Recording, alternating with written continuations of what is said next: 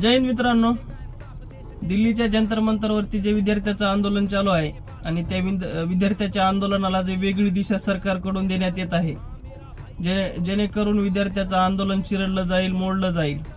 पण ते तसं काही होणार नाही.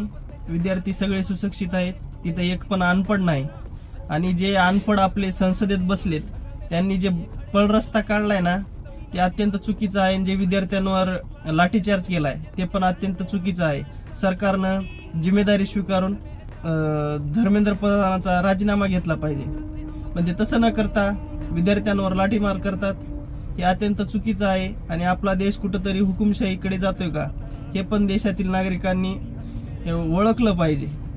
आता काही अंधभक्त आहेत जे दाखवतात एखादी दोन गाडी फोडलेली, पण जेणेकरून मी एक तुम्हाला व्हिडिओ टाकतो खाली, त्यात पोलिसांनी सुद्धा दगडफेक विद्यार्थ्यांवर अगोदर केली आहे, जेणेकरून विद्यार्थ्याचं आंदोलन मोडलं जाईल आणि त्याला एक हिंसक वळण भेटलं पाहिजे. पण विद्यार्थी संयमानं 20 दिवस झालं लढतात, त्याच्यावर सरकार कुठलीच जबाबदारी स्वीकारत नाही.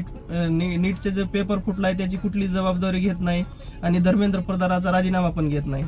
हे अत्यंत चुकीचं आहे. आपला देश हुकुमशाहीकडे जातो हे देशातील नागरिकांनी ओळखलं पाहिजे आणि सरकारचा जास्तीत जास्त विरोध केला पाहिजे.